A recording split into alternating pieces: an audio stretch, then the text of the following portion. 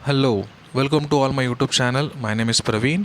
और आज का जो टॉपिक है ना वो बहुत ज़्यादा इम्पोर्टेंट होने वाला है, क्योंकि आज हम डिस्कस करने वाले हैं कॉम्पिटिटिव एग्ज़ाम्स के बारे में। लेकिन आगे बढ़ने से पहले, अगर मेरा ये वीडियो कोई पेरेंट्स देख रहे हैं या फिर कोई स्टूडेंट देख रहा है, तो मैं एक आपको क्वेश्चन पूछ रहा हूँ। क्या आपने खुद को आगे वाले कॉम्पिटिटिव एग्ज़ाम्स के लिए प्रिपेयर किया है या फिर आप प्रिपेयर हो रहे हो? अगर इसका आंसर नो है तो आपको ये वीडियो पूरा एंड तक देखना पड़ेगा। मैं इसलिए बात कर रहा हूँ क्योंकि हम जनरली कॉम्पिटिटिव एग्ज़ाम्स के बारे में अगर जब बात आती है तो हमारे सामने बड़े बड़े एग्ज़ाम जैसे कि यूपीएससी हो गया, एमपीएससी हो गया या फिर गवर्नमेंट एग्ज़ाम हो गया, इसके नाम सामने आते हैं। लेकिन कॉम्पिटिटिव एग्ज़ाम का मतलब ये नहीं है कि बस हमें आफ्टर द ग्रेजुएशन उसके लिए प्रिपेयर करना है, आफ्टर आफ्टर द पीजी यानी पोस्ट ग्रेजुएशन उसके लिए प्रिपेयर करना है। उसकी जो तैयारी है हम स्कूलिंग एज से ही करते हैं। स्कूलिंग एज के अंदर जनरली हम इस कॉम्पिटिटिव टाइप के एग्ज़ाम को इग्नोर करते हैं, बट हमें बिल्कुल इसको इग्नोर नहीं करना है। और यही हमारा एक टॉपिक है।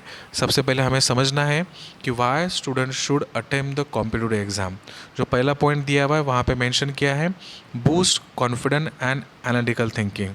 अब देखिए, इसको एग्जांपल वाइज समझते हैं। जब फर्स्ट टाइम हम किसी नए टाइप के एक कंपटीशन के लिए या फिर एग्ज़ाम के लिए प्रिपेयर होते हैं और हमें उसके बारे में ज़्यादा कुछ पता नहीं रहता है, तो हमें बहुत ज़्यादा डिफ़िकल्टी फेस करना पड़ता है while facing that type of exam. तो अगर हम इसके प्रैक्टिस स्कूलिंग ऐसे ही करते हैं तो हमें बाद में जब हम गवर्नमेंट एग्ज़ाम के लिए या फिर कॉम्पिटिटिव एग्ज़ाम के लिए या फिर एंट्रेंस एग्ज़ाम के लिए प्रिपेयर होते हैं तो हमें ज़्यादा उसके ऊपर काम करने की ज़रूरत नहीं पड़ती है, ज़्यादा स्ट्रेस लेने की ज़रूरत नहीं पड़ती है। वो चीज़ हो जाती है प्रैक्टिस से। तो क्योंकि आपने ऑलरेडी उसके बारे में अटेम्प्ट किया हुआ है या फिर प्रैक्टिस किया हुआ है, तो अगर आप स्कूलिंग एज से ही कॉम्पिटिटिव एग्ज़ाम की प्रैक्टिस करते हैं तो आपका जो कॉन्फिडेंस है वो डेफिनेटली बूस्ट हो जाएगा। नेक्स्ट पॉइंट जो दिया हुआ है वो है इनहांस सब्जेक्ट एंड क्लैरिटी। कुछ कॉम्पिटिटिव एग्ज़ाम है जो आप स्कूलिंग एज के अंदर अटेम्प्ट कर सकते हो, वो है ओलंपियाड एग्ज़ाम। ओलंपियाड एग्ज़ाम क्या करता है कि अगर आप पर्टिकुलर सब्जेक्ट के अंदर कंफर्टेबल फील करते हो और आपको लगता है कि मैं मैथ्स के अंदर या फिर साइंस के अंदर या फिर इंग्लिश के अंदर कुछ अच्छा कर सकता हूँ, तो आप पर्टिकुलर टाइप के एग्ज़ाम्स के लिए आप अटेम्प्ट कर सकते हो, आप एग्ज़ाम दे सकते हो। तो उसके बारे में आगे मैं बताने वाला हूँ।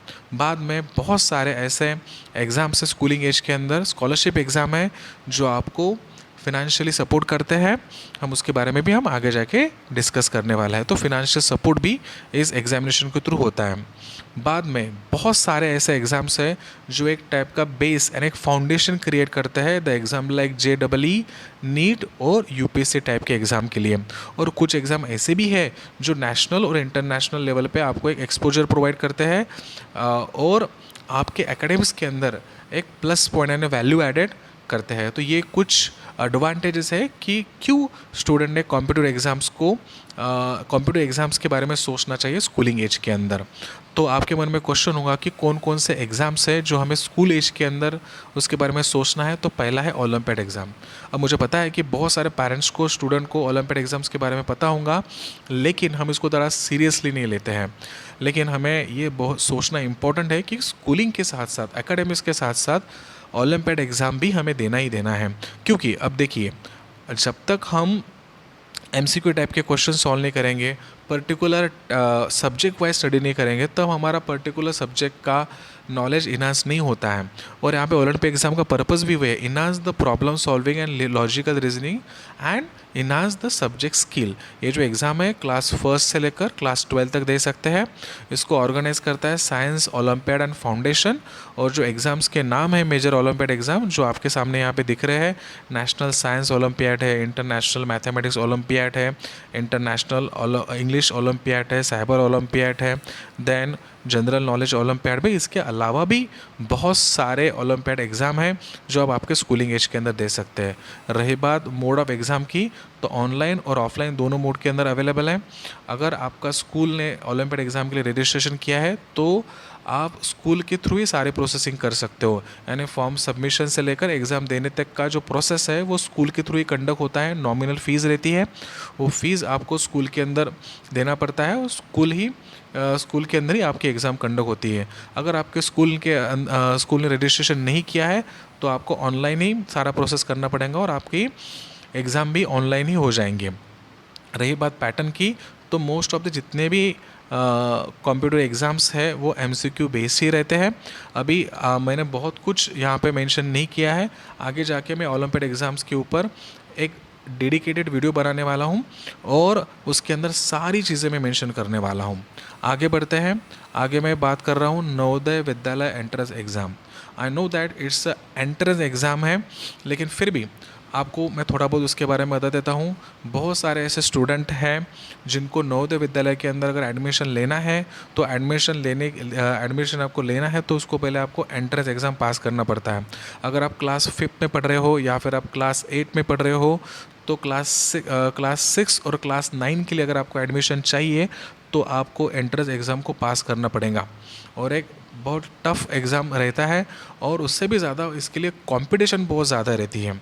और आपको फैसिलिटी क्या मिलने वाली है, अगर आपका एग्ज़ाम क्लियर होता है और क्लास 6 और क्लास 9 के लिए अगर आपका एडमिशन हो जाता है तो आपको फ्री ऑफ कॉस्ट सारी फैसिलिटीज़ प्रोवाइड होती है, रहने का, खाने का या फिर आगे फर्दर एजुकेशन का जो भी खर्चा आता है वो भी गवर्नमेंट आपको देती है।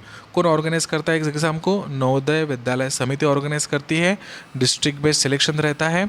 जो एग्ज़ाम पैटर्न है वो अगेन MCQ बेस है और जो सिलेबस है वो है mental ability, arithmetic and language base रहता है ना। तो फ्री स्कूलिंग, हॉस्टल और हाई क्वालिटी एजुकेशन आपको नवोदय विद्यालय के थ्रू मिलता है। और रही बात, ऐसा नहीं कि सिर्फ आपको एंट्रेंस एग्ज़ाम के पॉइंट ऑफ व्यू को सोचना है, बिल्कुल नहीं।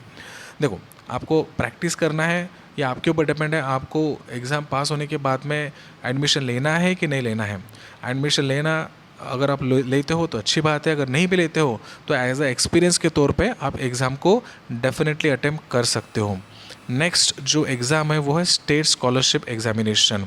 जैसे कि मैंने आपको पहले ही इसके बारे में आइडिया दे दिया था कि आपको एक फिनेंशियल सपोर्ट इस एग्ज़ाम के थ्रू प्रोवाइड होता है। यहाँ पे पर्पज़ है एग्जामिनेशन का identify the meritorious student and offer the financial support. अब आपको हम एग्ज़ाम कब दे सकते हैं? 4th क्लास में, 5th क्लास में, 7th क्लास में और 8th क्लास में हम एग्ज़ाम के लिए अपीयर रह सकते हैं। और ये जो एग्ज़ाम है महाराष्ट्र के अंदर जिसका नाम है महाराष्ट्र स्कॉलरशिप एग्ज़ाम, जो क्लास 4, 7, क्लास 5th और 8 के लिए दे सकते हैं। और दूसरी एक स्कॉलरशिप एग्ज़ाम है वो है national means cum merit scholarship, जो कि हम क्लास 8 के अंदर दे सकते हैं। इसको ऑर्गेनाइज कौन करता है? इसको ऑर्गेनाइज करता है स्टेट एजुकेशन डिपार्टमेंट। और रही बात सिलेबस की, तो again it's MCQ base exam रहती है। मैथ, रीजनिंग, लैंग्वेज, GK ऐसे सब्जेक्ट्स रहते हैं। आपको ऑब्वियसली इसके ऊपर प्रैक्टिस करना पड़ता है। थोड़ा टफ रहता है एग्ज़ाम, 2 पेपर इसके रहते हैं। इसकी भी जो इन्फॉर्मेशन है इसके ऊपर मैं एक डेडिकेटेड वीडियो बनाऊंगा स्कॉलरशिप एग्ज़ाम के ऊपर, सो दैट आपको सारी डिटेल्स मिल जाए। और जो रिवॉर्ड्स है वो मंथली स्कॉलरशिप 500 या फिर 1000 या फिर उससे ज़्यादा भी मिल सकती है। आगे बढ़ते हैं और जो हमारा नेक्स्ट एग्ज़ाम है वो है national talent search examination. Purpose क्या है इसका? To identify the talented student at the state and national level. देखो, 2 स्टेजेस में एग्ज़ाम होती है, एक स्टेट लेवल पे होता है और दूसरा नेशनल लेवल पे होता है। रही बात एलिजिबिलिटी की, आप क्लास 10 के अंदर आप क्लास 10 के स्टूडेंट होना चाहिए। और 2 सेक्शंस रहते हैं, एक मैट और दूसरा रहता है सैट, मेंटल एबिलिटी टेस्ट, और दूसरा है स्कोलास्टिक एप्टीट्यूड टेस्ट। बेनिफिट क्या है? अगेन मंथली स्कॉलरशिप आपको इस एग्ज़ाम के थ्रू मिलती है which is conducted by the NCERT। Next exam जो है वो है डॉक्टर होमी भाभा बाल वैज्ञानिक कंपटीशन। बिल्कुल, अब इसका पर्पज़ क्या है थोड़ा देख लीजिए। To develop curiosity and scientific attitude in a student from the early age, it encourage the student to ask the question, observe and think logically. अगर आपको लगता है कि आपका जो इंटरेस्ट है वो रिसर्च में है, साइंस में है, टेक्नोलॉजी के अंदर है, सो डेफिनेटली आप इस एग्ज़ाम के बारे में सोच सकते हो। क्लास 6 के अंदर और क्लास 9 के अंदर आप एग्ज़ाम दे सकते हो। और ये इसका जो सिलेबस रहता है वो सिलेबस आपके स्कूलिंग एंड एकेडमिक्स के ऊपर बेस्ड रहता है, लेकिन basically science aptitude and experiment based रहता है। कौन ऑर्गेनाइज करता है एग्ज़ाम को? Mumbai science and teacher association इसको ऑर्गेनाइज करता है। इसमें थ्योरी, प्रैक्टिकल और इंटरव्यू रह सकता है। और सबसे ज़्यादा इंपॉर्टेंट चीज़ ये है कि अगर आपका ये एग्ज़ाम क्लियर हो जाता है तो आपको हमारा जो रिसर्च सेंटर है ISRO, वहाँ पे भी आपको विज़िट करने का चांस मिल सकता है। तो डॉक्टर होमी भाभा बाल वैज्ञानिक कंपटीशन बहुत बहुत इम्पोर्टेंट एग्ज़ाम है, आप डेफिनेटली इसके बारे में सोच सकते हो। जो नेक्स्ट एग्ज़ाम है वो है मैथमेटिक्स टैलेंट सर्च एग्जामिनेशन। अगर आपका मैथ्स के अंदर बहुत ज़्यादा इंटरेस्ट है, आपका मैथ्स चहीता सब्जेक्ट है और आपको लगता है कि मैथ्स के अंदर आप बहुत कुछ कर सकते हो, तो क्लास फर्स्ट से लेकर 10th तक के एग्ज़ाम्स के लिए आप अपेयर हो सकते हो, which is organise by the MTS India. Other organisation भी है जो एमटीएससी के एग्ज़ाम कंडक्ट करते हैं। और फोकस क्या है? So deep conceptual and understanding of mathematics है। एग्जाम पैटर्न अगेन एमसीक्यू है, which is totally based on logic puzzles based on a math. आपको जो बेनिफिट्स हैं, सर्टिफिकेट्स, रैंकिंग और अवार्ड्स भी आपको मिलते हैं।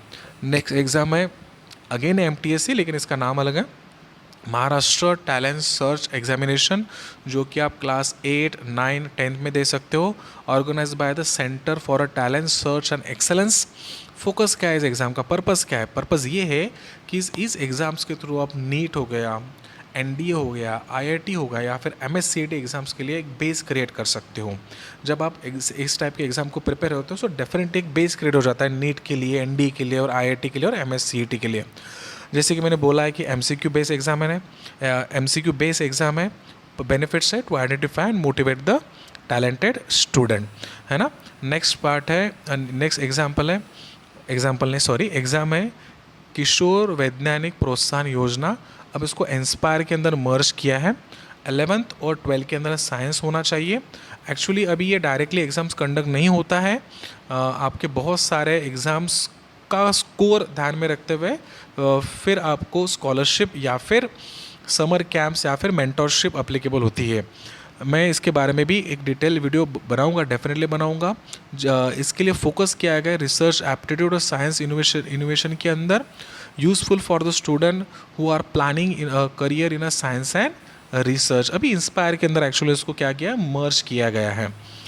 नेक्स्ट है JEE mains joint entrance examination.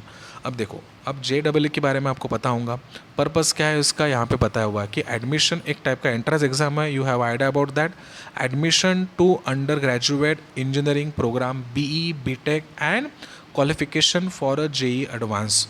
अब देखो, अगर आपका करियर इंजीनियरिंग में करना है, टॉप इंजीनियरिंग कॉलेज में आपको एडमिशन लेना है, सो आपको JEE मेंस को क्वालिफाई करना पड़ेगा।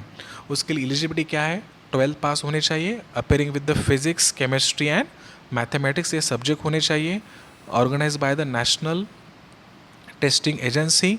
और रिवॉर्ड क्या है कि अगर आपका स्कोर अच्छा आता है तो आपको admission to NITs, IITs and other top engineering college के अंदर आपका एडमिशन हो सकता है। अगर आपका स्कोर अच्छा आ गया, यानी आपने अगर JEE मेंस को क्लियर कर दिया, आपका स्कोर भी अच्छा आ गया, तो आप JEE एडवांस के लिए भी क्वालिफाई कर सकते हो, आप एग्ज़ाम दे सकते हो। Again it is entrance exam. और अगर आपका JEE एडवांस भी क्लियर होता है, आपका स्कोर भी अच्छा आता है, तो आपका एडमिशन जो है वो इंडिया के बेस्ट प्रेस्टिजियस IITs के अंदर आपका एडमिशन हो सकता है ना, which is organise by the Indian institute of technologies. Admission to IITs India's top engineering institute के अंदर आपका एडमिशन हो सकता है। सो ये जो एग्ज़ाम्स है, कॉम्पिटिटिव एग्ज़ाम, इसकी ऑन टाइम स्टडी नहीं होती है, आपको पहले से ही एक बेस क्रिएट करना पड़ता है। सो मैंने जैसे कि पहले बताया था, जो भी मैंने आपको कॉम्पिटिटिव एग्ज़ाम्स के बारे में बताया था, तो वो भी इनडायरेक्टली या फिर डायरेक्टली इस टाइप के एग्ज़ाम्स के लिए क्या करते हैं, हेल्प करते हैं। जो नेक्स्ट है वो है NEET exam, again entrance exam, national eligibility cum entrance test. Purpose क्या है?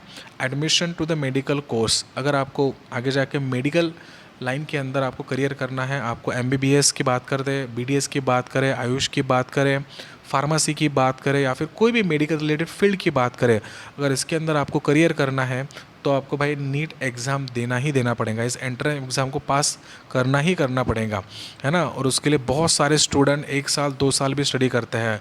एलिजिबिलिटी क्या है? 12th pass, appearing with the physics, chemistry और बायोलॉजी होना चाहिए, which is again conducted by the national testing agency. बहुत सारे हज़ारों स्टूडेंट इसके लिए प्रिपेयर होते हैं।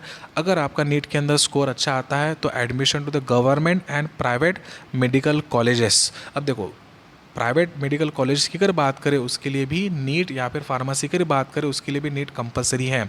अच्छा स्कोर आता है तो आपको ऑब्वियसली अच्छे गवर्नमेंट कॉलेज के अंदर आपका एडमिशन हो जाएगा।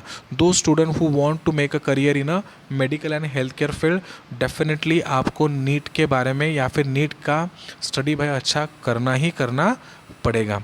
जो लास्ट में वो आता है वो आता है ड्राइंग एग्जामिनेशन। ठीक है, बहुत सारे ऐसे स्टूडेंट रहते हैं जिनका जो इंटरेस्ट है वो आर्ट्स के अंदर, कोई इनोवेशंस के अंदर, कुछ क्या बोल सकते हैं, क्रिएटिविटी के अंदर रहता है, तो वो उनके लिए भी एग्ज़ाम है। ड्राइंग अच्छा है तो वो एलिमेंट्री एग्ज़ाम, इंटरमीडिएट एग्ज़ाम दे सकते हैं। क्लास 5 to 7 या फिर 8 to 10 के स्टूडेंट्स उसके लिए क्या कर सकते हैं, अप्लाई कर सकते हैं, which is organise by the art and culture committee. Rewards है, आपको सर्टिफिकेट्स, मेडल्स और एक्साइटिंग प्राइजेस मिलते हैं। Building confidence, improving observation skill and preparing for a future competition. अब देखो यहाँ पे मैंने जितना हो सके उतना कॉम्पिटिटिव एग्ज़ाम्स को के बारे में बताने का ट्राई किया है, लेकिन इसके अलावा भी बहुत सारे कॉम्पिटिटिव एग्ज़ाम्स हैं। आप देखो, मैंने अभी महाराष्ट्र के अंदर जो भी एग्ज़ाम्स होते हैं या फिर पूरा स्टेट वाइज, नेशनल वाइज जो एग्ज़ाम कंडक्ट, इसके बारे में बताने का ट्राई किया है। और भी बहुत सारे एग्ज़ाम्स हैं, आप थोड़ा उसके बारे में सर्च कीजिए, क्योंकि देखो अनलेस एंड अनटिल हम प्रिपेयर नहीं रहेंगे, बाकी स्टूडेंट्स से थोड़ा आगे नहीं रहेंगे, तो हमारा आगे जाके कॉम्पिटिटिव एग्ज़ाम्स के लिए ज़्यादा स्कोर लाना ये थोड़ा मुश्किल हो सकता है। सो ये जो वीडियो है, it is not only for just to introduce about the examination, but you also should know the importance of this competitive examination. तो जितने भी कॉम्पिटिटिव एग्ज़ाम है उसके बारे में मैं अलग से वीडियो बनाने वाला हूँ। उसके वेबसाइट डेट के बारे में आपको मैं वहाँ पे मेंशन करूँगा। सो मेरा जो चैनल है इसको आप सब्सक्राइब कीजिए, लाइक कीजिए, और ये वीडियो आपके दोस्तों के साथ में, आपके फ्रेंड्स के साथ में डेफिनेटली शेयर कीजिए, सो दैट उनको भी इनके बारे में पता चले। Thank you so much.